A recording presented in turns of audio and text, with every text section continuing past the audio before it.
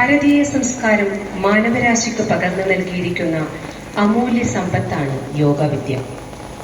ശരീരത്തിനു മാത്രമല്ല, മനസ്സിനും വേണം സുഖം. ഇവ രണ്ടും സുഖാവസ്ഥയിലാവുന്നതാണ് ശരിയായ ആരോഗ്യം. മരുന്നും വ്യായാമവുമാണ് ആരോഗ്യം എന്ന് കരുതുന്നുണ്ടെങ്കിൽ തെറ്റി. രണ്ടും ചിലവേറിയ കാര്യങ്ങൾ. ശരീരത്തെ വേണ്ട വിധത്തിൽ ശ്രദ്ധിക്കാത്തതിന് ഡോക്ടർമാർ നിർദ്ദേശിക്കുന്ന താൽക്കാലിക പോംവഴി മാത്രമാണ് അവ. ശരിയായ സുഖം എന്നത് സ്വസ്ഥതയുള്ള ശരീരവും മനസ്സും തന്നെ. അതുണ്ടാവാൻ ലളിതമായ യോഗ പരിശീലനം മാത്രം മതി. യോഗ പരിശീലിച്ചാൽ മരണം വരെ ശരീരം ആരോഗ്യപൂർണമായി നിൽക്കും. ഇന്ദ്രിയങ്ങളുടെ ക്ഷമത സംരക്ഷിക്കപ്പെടും. രോഗങ്ങൾ തടയുവാനും ആയുർദൈർഘ്യത്തിനും മനുഷ്യബുദ്ധി കണ്ടുപിടിച്ച ഏറ്റവും മഹത്തായ മാർഗമാണ് യോഗാഭ്യാസം. ശരീരത്തിന്റെ എല്ലാ ഭാഗങ്ങളിലും യോഗമുറകൾ വ്യായാമത്തിന്റെ ഗുണം എത്തിച്ചുകൊണ്ട് ശരീരത്തിന്റെ സന്തുലിതാവസ്ഥ സംരക്ഷിക്കുകയും ആന്തരിക താളലയം സൃഷ്ടിക്കുകയും ചെയ്യുന്നു. വൃദ്ധന് പോലും യോഗ പരിശീലിച്ചാൽ യുവത്വം നിലനിർത്തുവാനും പേശികൾ ക്ഷയിക്കുന്നത് തടയുവാനും അധ്വാനം കൊണ്ടും ആകുലതകൾ കൊണ്ടും ഉണ്ടാകുന്ന നഷ്ടങ്ങൾ അതിവേഗം തിരിച്ചു പിടിക്കാനും കഴിയുന്നു. പല്ലുകൾ കൊഴിയുന്നതും ചുളിവുകൾ വീഴുന്നതും നട്ടെല്ല് വളഞ്ഞ് പോരുണ്ടാവുന്നതും കൈവിറക്കുന്നതും പോലെയുള്ള വാർദ്ധക്യത്തിന്റെ അവശതകളും ലക്ഷണങ്ങളും തടയുവാനും ജീവന്റെ ഊർജം കൂടുതൽ ലഭ്യമാക്കിക്കൊണ്ട് യുവത്വം കൂടുതൽ കാലം നിലനിർത്തുവാനും യോഗ സഹായിക്കുന്നു. വ്യാവസായിക പുരോഗതിയും പുതിയ പുതിയ ശാസ്ത്രീയ കണ്ടുപിടുത്തങ്ങളും ജീവിതത്തെ കൂടുതൽ സൗകര്യപ്രദമാക്കുമ്പോൾ സ്വാഭാവിക വ്യായാമത്തിനുള്ള അവസരം നഷ്ടപ്പെടുന്നു. ഇതര വ്യായാമങ്ങളൊക്കെ ശരീരത്തിന്റെ ദൃഢതയ്ക്ക് മുൻതൂക്കം നൽകുമ്പോൾ യോഗ ശരീരത്തിനേക്കാൾ മനസ്സിന് പ്രാധാന്യം നൽകുന്നു. പതഞ്ജലി മഹർഷി പറഞ്ഞതുപോലെ, ഇതം പദ്മാസനം പ്രോക്തം സർവരോഗ വിനാശനം.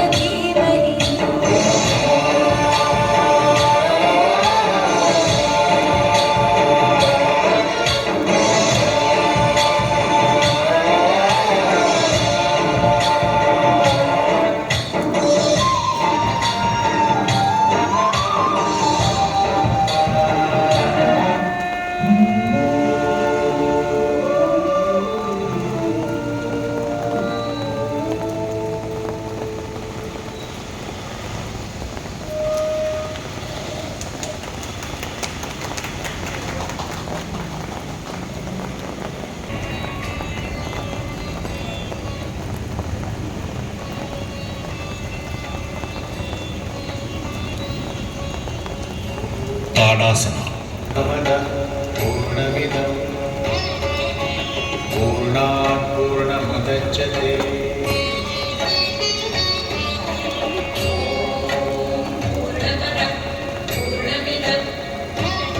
ശരീരത്തിന്റെ തുലനശക്തി മെച്ചപ്പെടുത്തുവാൻ ഈ ആസനത്തിലൂടെ സാധിക്കും. നടത്തത്തിന് ചുറുചുറുക്കുണ്ടാകും. നിൽപ്പും നടപ്പും കൂടുതൽ ആകർഷകമാകും. തുടർച്ചയായി ഈ അഭ്യാസം ചെയ്താൽ ഉയരം കൂട്ടുവാൻ സഹായിക്കും.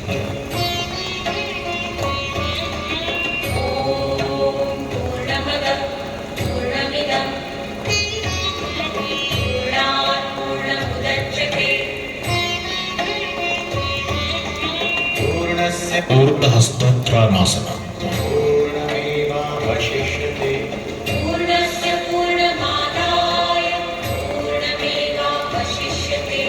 പൂർണ്ണസ്യ പൂർണ്ണമാദായ പൂർണ്ണമേവാവശിഷ്യത്തെ. ശരീരത്തിന്റെ പാർശ്വഭാഗത്തെ കൊഴുപ്പ് കുറഞ്ഞ് ശരീര സൗന്ദര്യം നിലനിർത്തുന്നതിന് സാധിക്കുന്നു. ഈ ആസനത്തിലൂടെ തലച്ചോറിലേക്ക് കൂടുതൽ രക്തപ്രവാഹം ലഭിക്കുന്നു.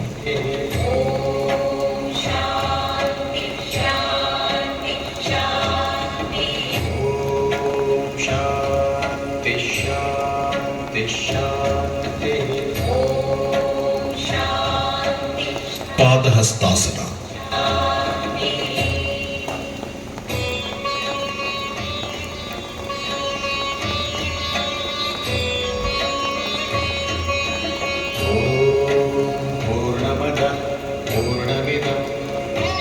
ദഹന സംബന്ധവും മൂത്രാശയ സംബന്ധവുമായ പല അസുഖങ്ങൾക്കും ഗുണകരമാണ് ഈ ആസനം. മലബന്ധം, വായുകോപം എന്നിവ ശമിക്കുവാൻ ഉപകരിക്കുന്നു. കരൾ രോഗമുള്ളവർക്കും പ്രമേഹ രോഗികൾക്കും അത്യുത്തമം.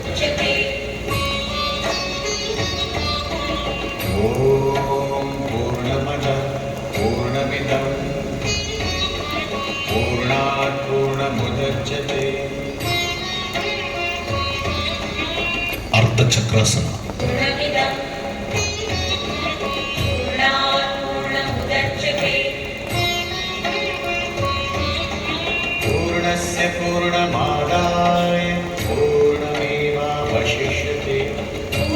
തൈറോയിഡ് രോഗത്തിന് അത്യുത്തമമാണ് ഈ ആസനം.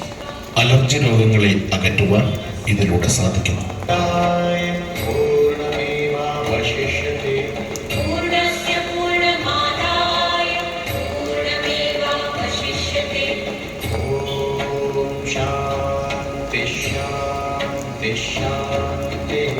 ത്രികോണാസന.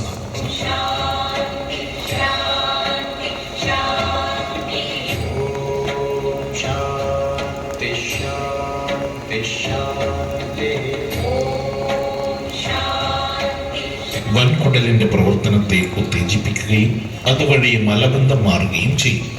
കുടലിറക്കവും പല മൂത്രാശയ രോഗങ്ങൾക്കും ശമനം ലഭിക്കും.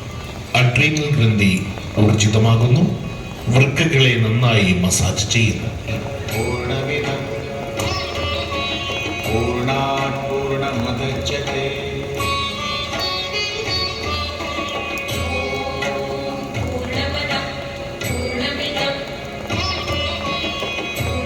വൃക്ഷാസന.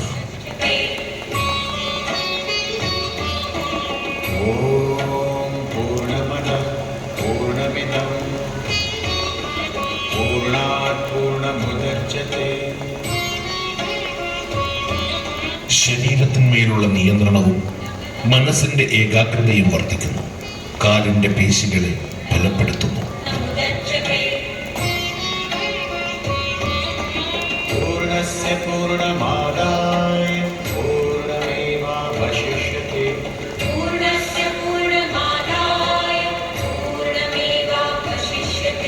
ഉഷ്ടാസന.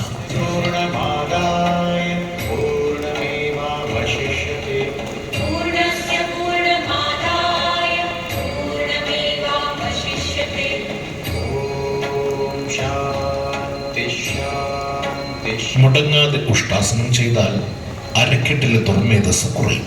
കരളിലെ മാന്ദ്യം മാറും. മലബന്ധമില്ലാതാകും. ആസ്മ രോഗികൾക്ക് വളരെ ഗുണപ്രദമാണ് ഈ ആസനം.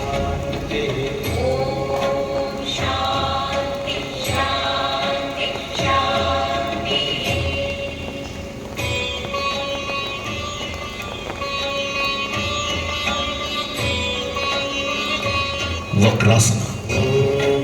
പൂർണ്ണമദഃ പൂർണ്ണമിദം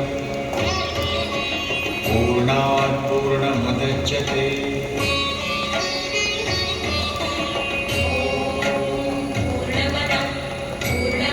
ഈ ആസനത്തിലൂടെ പ്രമേഹ രോഗം ശമിക്കുന്നു, കാലിന്റെ പേശികളെ ബലപ്പെടുത്തുന്നു, ഉദരരോഗത്തെയും പാർശ്വഭാഗത്തെയും കൊഴുപ്പ് കുറക്കുന്നു. പൂർണ്ണമിദം പൂർണ്ണാത് പൂർണ്ണമുദച്യത്തെ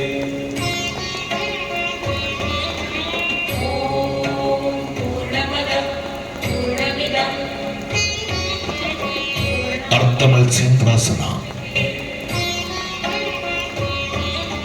പൂർണ്ണസ്യ പൂർണ്ണമാദായ പൂർണ്ണമേവാവശിഷ്യത്തെ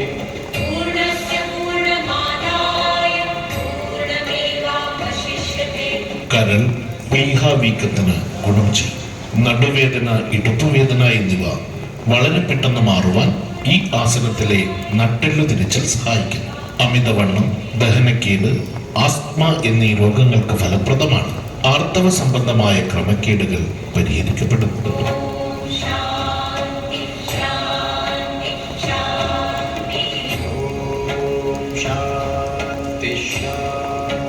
ശാന്തി.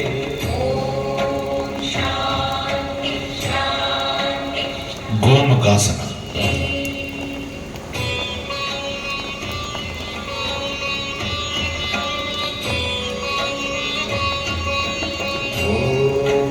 പൂർണ്ണമദഃ പൂർണ്ണമിദം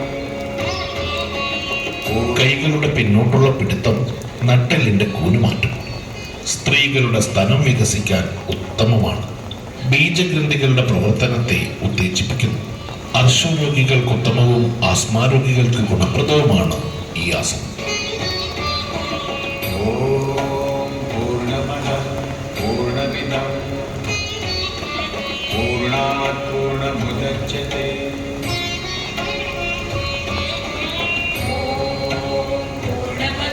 പശ്ചിമോത്താനാസന.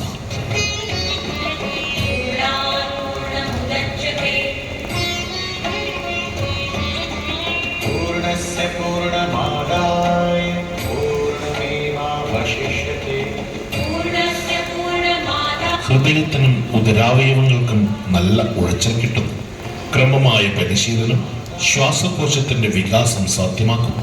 പാൻക്രിയാസിസിനെ ഉത്തേജിപ്പിക്കുന്നതിനാൽ പ്രമേഹ രോഗത്തെ ശമിപ്പിക്കുന്നു. വെരിക്കോസിന് ശമനം ലഭിക്കുന്നു. ദഹന പ്രക്രിയയെ വർദ്ധിക്കുന്നു. ആർത്തവ ക്രമക്കേടുകൾ ഈ ആസനത്തിലൂടെ പരിഹരിക്കപ്പെടുന്നു.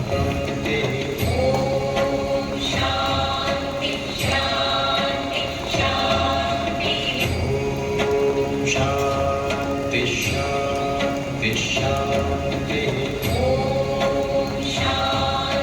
ഭുജംഗാസന.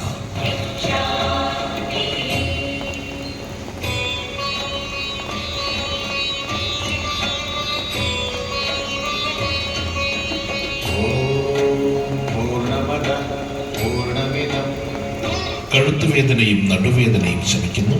അലർജി രോഗങ്ങൾക്ക് ഉത്തമം. രക്തസമ്മർദ്ദക്കുറവ് പരിഹരിക്കുന്നു. മലശോധന മെച്ചപ്പെടുത്തുവാൻ ഈ ആസനത്തിലൂടെ വയറിന് കിട്ടുന്ന മർദ്ദം സഹായിക്കുന്നു. ആർത്തവ ക്രമക്കേടുകൾ പരിഹരിക്കുവാനും അണ്ഡാശയവും മൂത്രാശയവും സംബന്ധമായ പ്രശ്നങ്ങളും പരിഹരിക്കപ്പെടുന്നു. പൂർണ്ണമദഃ പൂർണ്ണമിദം പൂർണ്ണാത് പൂർണ്ണമുദച്യത്തെ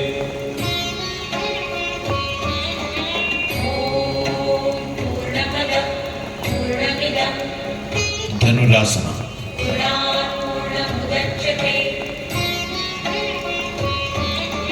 പൂർണ്ണസ്യ പൂർണ്ണമാദായ പൂർണ്ണമേവാവശിഷ്യത്തെ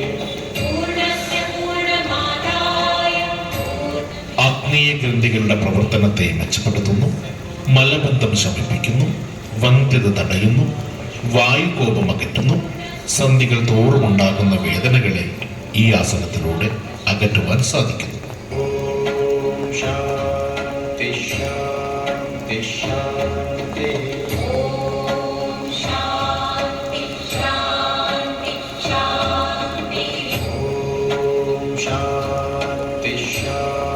സർവാംഗാസന.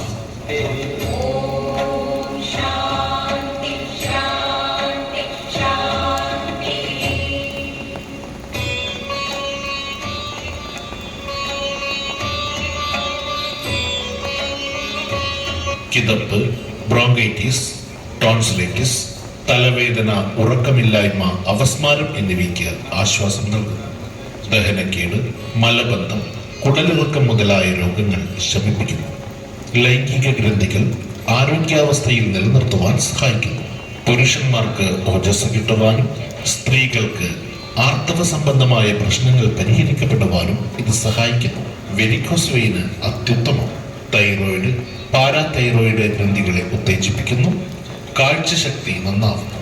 സർവരോഗ സംഹാരിയാണത്രേ ഈ സർവാക്കാസനം.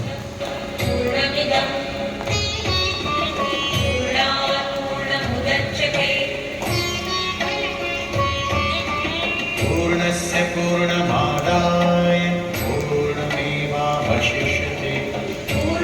ഹലാസന. पूर्णस्य पूर्णमादाय पूर्णमेवावशिष्यते. തൈറോയിഡ് രോഗത്തിന് ഉത്തമം. ആലസ്യം മാറുവാൻ വളരെ ഉത്തമം. ഈ ആസനത്തിലൂടെ മാറിടം, ഉദരഭാഗം തുടങ്ങിയ ഭാഗത്തെ കൊഴുത്തു കുറയ്ക്കുവാൻ സാധിക്കുന്നു. शान्ति शान्ति शान्ति.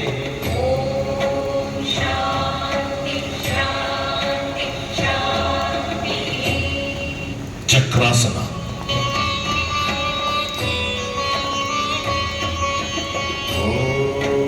पूर्णमदः पूर्णमिदं पूर्णात् पूर्णमुदच्यते. പിന്നോട്ടുള്ള വളയൽ നട്ടെല്ലിനെയും സുഷുമ്ന നാഡികളെയും പേശികളെയും വഴക്കമുള്ളതും ബലമുള്ളതുമാക്കുന്നു. തലച്ചോറിലേക്കും നട്ടെല്ലിലേക്കുമുള്ള രക്തപ്രവാഹം വർദ്ധിക്കുന്നു. കൈകൾക്കും കാലുകൾക്കും ബലം ലഭിക്കുന്നു. पूर्णमदः पूर्णमिदं पूर्णात् पूर्णमुदच्यते.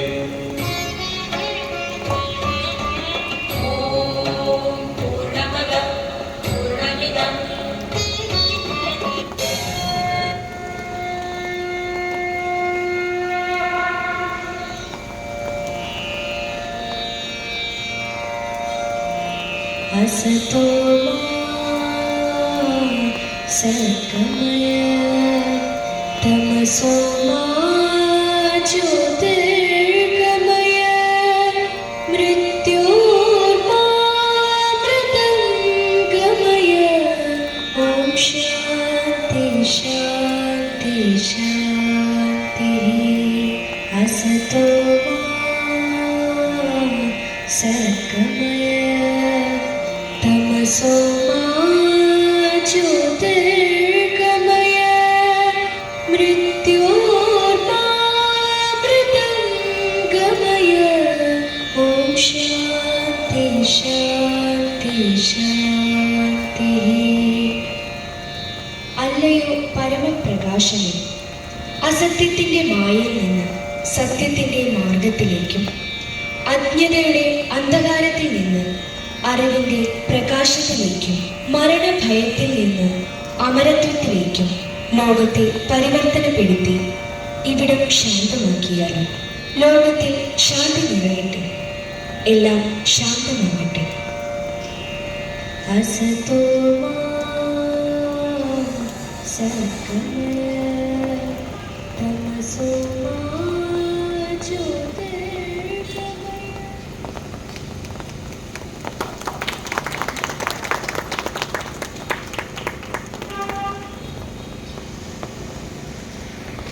നവജീവനം നേച്ചർ ലൈഫിൻ്റെ ഈ യോഗ പരിപാടിയിൽ പങ്കെടുത്ത നല്ലവരായ നാട്ടുകാർക്കും അതുപോലെ തന്നെ ഇതിനകത്ത് പാർട്ടിസിപ്പേറ്റ് ചെയ്ത വിദ്യാർത്ഥികൾക്കും യോഗ നേച്ചർ ഫണ്ടിൻ്റെ നവജീവനം, നമ്മുടെ പയ്യന്നൂരിൻ്റെ അത് ഏറ്റവും പ്രധാനപ്പെട്ട ഒരു യോഗ പഠന കേന്ദ്രമാണ് നവജീവനം. നമുക്കറിയാം, വളരെ കാലമായി ഇവിടെ കാവിൽ ഭവൻ എന്ന പേരിൽ നാമധേയത്തിൽ വർക്ക് ചെയ്ത സ്ഥാപനം തന്നെയാണ്. ഈ സ്ഥാപനത്തിൻ്റെ നിയന്ത്രണം ഇപ്പോൾ നമ്മുടെ ശ്യാമാഷ് ആണ് നടത്തുന്നത്. ഈ യോഗ ദിനവുമായി ബന്ധപ്പെട്ട് ഇവിടെ നടത്തിയ ഈ പരിപാടികൾ ജനങ്ങളിലേക്ക് ഒരു അവബോധം സൃഷ്ടിക്കാൻ വേണ്ടിയാണ് ഈ പരിപാടിയിൽ പങ്കെടുത്ത എല്ലാവർക്കും ഒരിക്കൽ കൂടി നന്ദി അറിയിക്കുന്നു. നന്ദി, നമസ്കാരം.